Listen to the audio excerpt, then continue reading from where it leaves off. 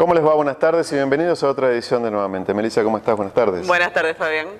Un programa muy cargado. Muy cargado y justamente en un tema que nos interesa y nos gusta mucho a nosotros, ¿no? Como es la comunicación. Como es la comunicación, exactamente. Y específicamente lo que es la comunicación dentro de la Iglesia, esta que comenzó con Juan Pablo II tomando impulso y en este momento es... Tiene un desarrollo pleno en toda la Iglesia Universal, si quiere, ¿no? Y sí, y nos estuvo visitando justamente el director de ASI Prensa. Así es, estamos hablando de Alejandro Bermúdez, que además es miembro del directorio también del canal EWTN, este famoso canal católico que llega a más de 80 millones de telespectadores en más de 110 países en todo el mundo, que tiene su base central en Estados Unidos, en Alabama, y que fue fundado por la Madre Angélica, ¿te acordás, no? Esta hermana que salía en las primeras veces, hasta no hace mucho salió en las cámaras de televisión, por supuesto programas grabados, porque ella estuvo muchos años enferma y ya no podía salir, pero realmente una pionera en cuanto a la comunicación en su lugar y también para difundir temas católicos, que en algún momento era por ahí hasta impensado, ¿no? Si se quiere. Me parece que es como una resistencia que se tenía de este papel de los medios,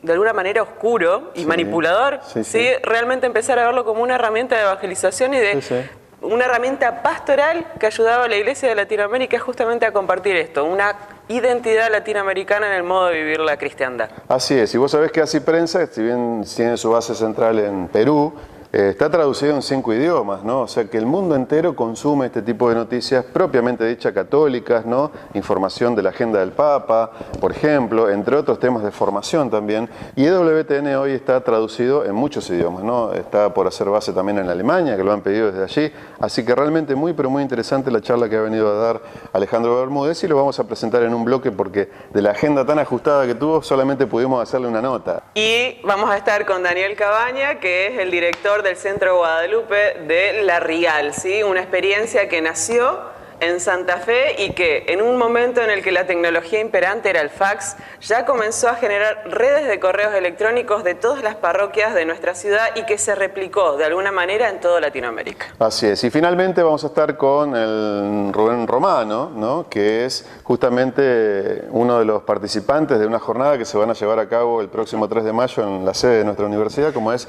el derecho de propiedad intelectual, ¿no? Claro, el doctor Romano es un abogado especialista en lo que es registro de patentes y nos va a estar comentando cómo se implementa este tipo de legislación, sobre todo en instituciones educativas. Bueno, vamos a una pequeña pausa, nos acomodamos con los invitados y ya comenzamos. Bárbaro. Enseguida volvemos.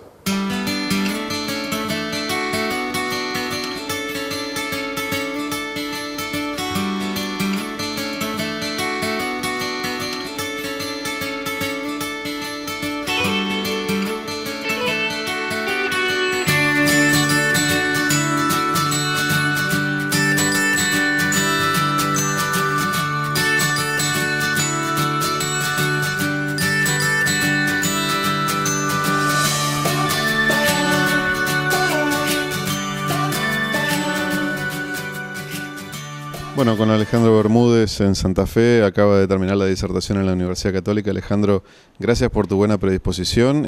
Contanos la experiencia, siendo que es la primera vez que vienes a Santa Fe, pero no así en la Argentina, que ya has venido algunas veces.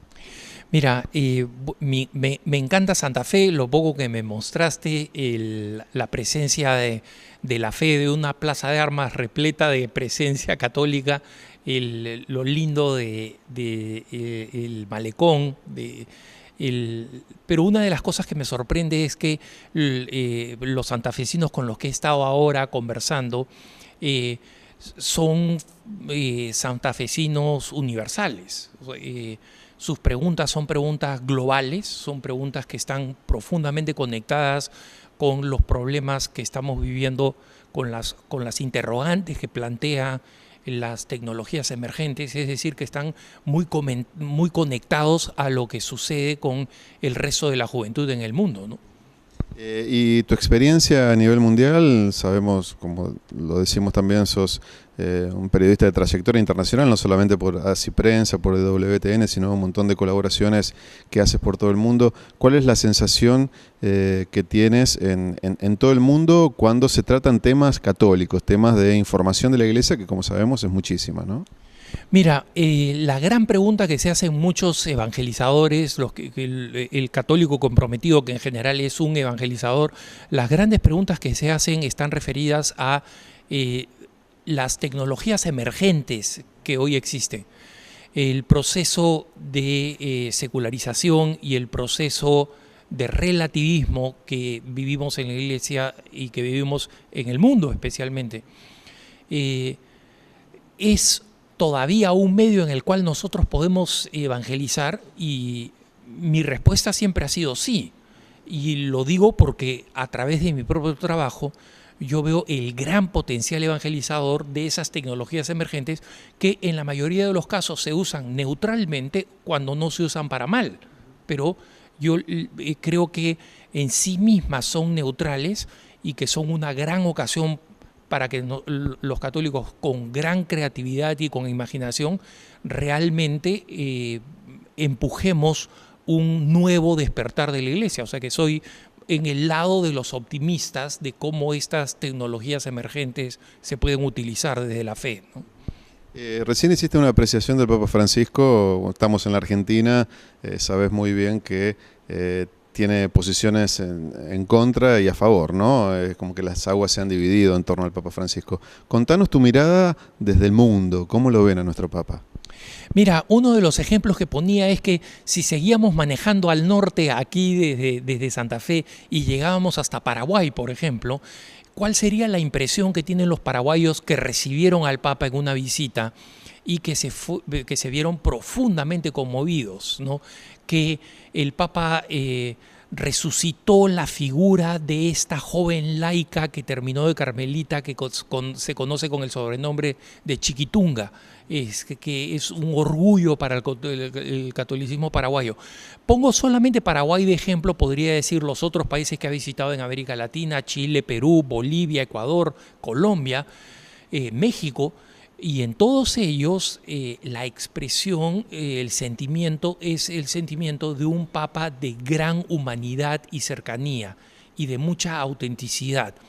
Y digo de autenticidad porque los encuentros especiales que ha tenido con personas sufrientes, desfiguradas, en accidentes, niños pequeños, personas discapacitadas, etcétera, no son calculadas, han sido cosas que yo he seguido esos viajes, me tocó seguirlo en Cuba, por ejemplo, en varios de los países en los que te he mencionado, y ver cómo son cosas que acontecen en la calle mientras él se desplaza y él ordena que se detenga el papamóvil para tener un acercamiento hacia esas personas. Entonces, en un mundo en el que la preocupación por los seres humanos sufrientes disminuye por culpa de la cultura del descarte, de la eutanasia, del aborto de las personas discapacitadas o con síndrome de Down, estos gestos de amor del Papa conmueven y simplemente convencen,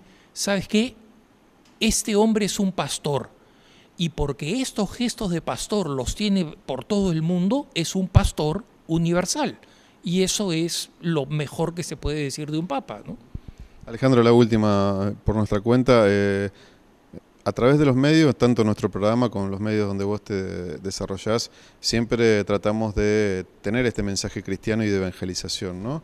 El mensaje, como yo siempre digo, decimos desde la producción, la Iglesia tiene mucho por comunicar, ¿no? El primer gran comunicador es nuestro Señor Jesucristo, de hecho lo venimos viviendo así por siglos, ¿no?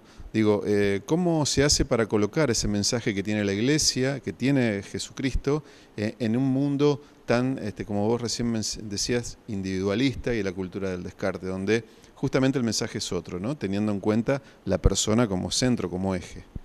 Mira, lo que yo veo especialmente con la generación actual, la generación que llamamos millennials o mileniales, es que es una generación muy escéptica que solamente se mueve por ejemplo, testimonio y conexión emocional.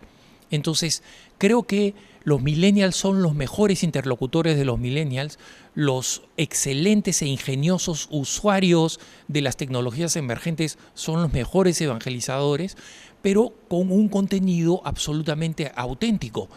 Entonces, yo creo que esos son los nuevos apóstoles que necesitamos, ¿no? Auténticos, genuinos y sin miedo. Alejandro, muchas gracias, muy amable, y felicitaciones por toda la labor que haces para la Iglesia Universal. Muchas gracias, es un gusto estar acá en Santa Fe.